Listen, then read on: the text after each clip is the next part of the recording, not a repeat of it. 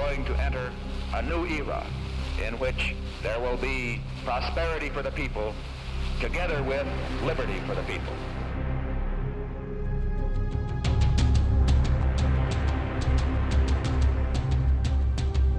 The question is, why are we supporting El Salvador? No, the question was, why are we killing priests in El Salvador? The answer is we're not. Now you be quiet. President Cristiani is trying to do a job for democracy, and the left-wing guerrillas must not take over El Salvador.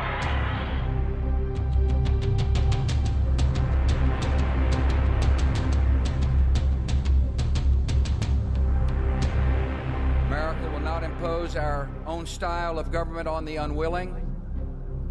Our goal instead is to help others find their own voice, attain their own freedom, and make their own way.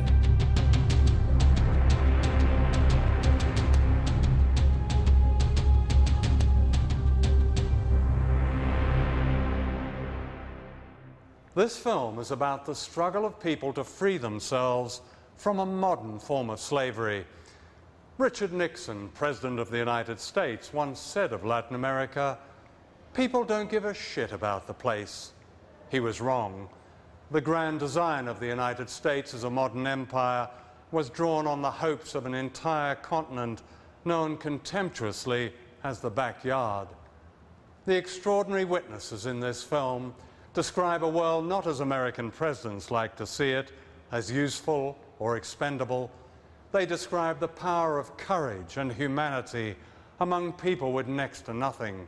They reclaim noble words like democracy, freedom, liberation, justice, and in doing so, they are defending the most basic human rights of all of us in a war being waged against all of us.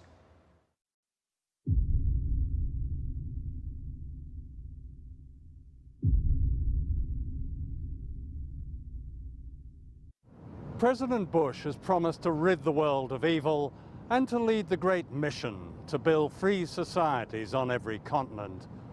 To understand such an epic lie is to understand history, hidden history, suppressed history, history that explains why we in the West know a lot about the crimes of others, but almost nothing about our own.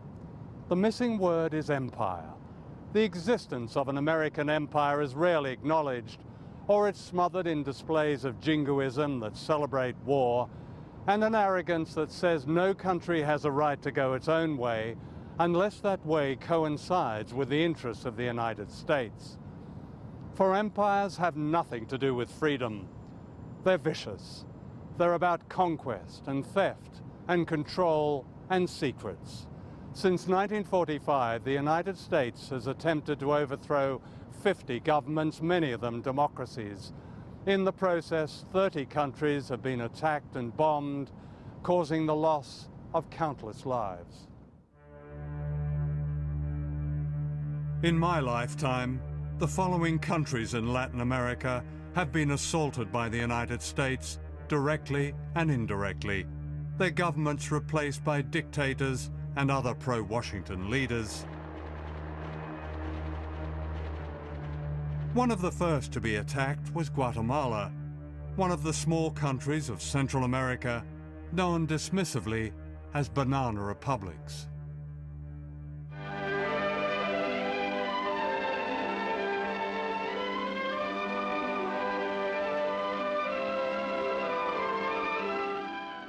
This is Guatemala City as seen from the air. People who live in the city dress very much like the people in our own southern states. There are many churches and people go to church regularly. They speak Spanish, of course, as most of them are of Spanish descent.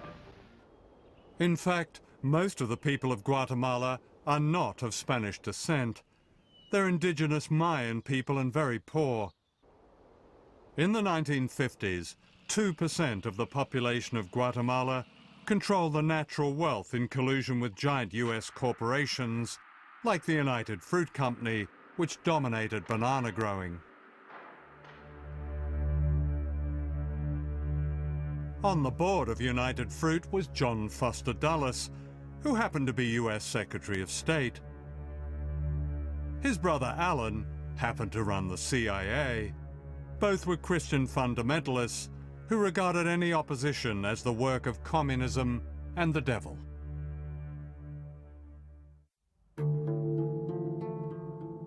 In 1950, this man, Jacobo Arbenz, became the first Guatemalan leader to be democratically elected by a majority of his people, who saw in him the hope of social justice. He was the Hugo Chavez of his day. What was going on in Guatemala is that there was a democratically elected president in 1950, Jacobo Arbenz, who sought to institute a series of New Deal-style reforms in which the state had a greater role in both developing the economy and redistributing wealth. And the centerpiece of that was a land reform. Arbenz was far from radical. His land reform policies were modest. But Washington was having none of it. Howard Hunt was then working for Allen Dulles' CIA. So they said a decision has been made at the highest levels of our government to rid Guatemala of the Arbenz regime, and we would like you to participate in it. You will be the chief of propaganda and political action. In Guatemala, what the CIA did was mobilize every facet of American power. It didn't just isolate Guatemala militarily and diplomatically, but it used the techniques of social psychology in a nearly year-long campaign which created a sense of crisis in Guatemala. What we wanted to do was have a terror campaign to terrify Arbenz particularly, terrify his troops, much as the German Stuka bombers terrified the population of Holland, Belgium, and Poland at the onset of World War II. And that's what they did, so that the United States could control the economy of Guatemala, destroying the dreams of its people. We sowed confusion through the countryside. And of course, by this time, we had aircraft flying over and dropping leaflets and doing a little harmless bombing. A little harmless bombing and a CIA terror campaign cost thousands of lives.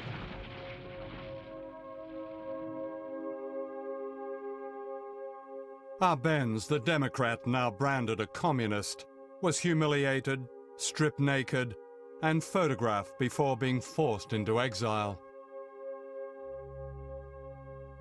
Richard Nixon, then Vice President of the United States, flew in to congratulate the new dictators. That Guatemala is going to enter a new era in which there will be prosperity for the people together with liberty for the people. General Rios Montt was to be one of Washington's faces of liberty. During his time as president in the 1980s, thousands of people were murdered by death squads, most of them indigenous men, women, and children. His guns and helicopters came from the United States. President Reagan flew in to warmly endorse the general, whom he described as a man of great personal integrity. In the CIA, we didn't give a hoot about democracy. I mean, it was fine if a government was elected and would cooperate with us, but if it didn't, then democracy didn't mean a thing to us. And I don't think it means a thing today. The crushing of Guatemala was Washington's blueprint. 4 years later, Cuba, just 90 miles from Florida, threw down the first direct challenge, ending Cuba's humiliation as a North American colony, a playpen for drug barons and the mafia. Se han encontrado con que la revolución cubana sabe también pelear y ganar batallas en este campo. Washington would never forgive Fidel Castro. Under the government aegis, we had task forces that were striking at Cuba constantly. We were attempting to blow up power plants. We were attempting to ruin sugar mills. We were attempting to do all kinds of things during this period. This was a matter of American government policy. This wasn't the CIA. Cuba's achievements in healthcare and education are widely respected. However, for not bowing to the greatest power on earth, the Cuban Revolution has paid a high price. A 45-year economic war waged by the United States and the loss of vital democratic freedoms.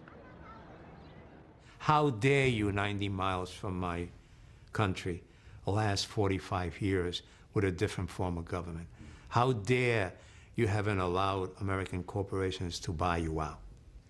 How dare you continue this arrogance that says that you will never succumb to us? Don't you know who we are? Don't you know who these corporations are? Don't you know your life would be better if you could drink Coca-Cola every day? What justified the attacks on Cuba and other Latin American countries was the so-called Red Menace. We all know the atomic bomb is very dangerous. Since it may be used against us, we must get ready for it. First, you duck, and then you cover. And very tightly, you cover the back of your neck and your face. Propaganda like this excused every American invasion, every toppling of a government, every assassination, every act of terrorism. The real threat was an orchestrated paranoia in the United States that became a supercult called anti-communism. The true goal of the United States government is control.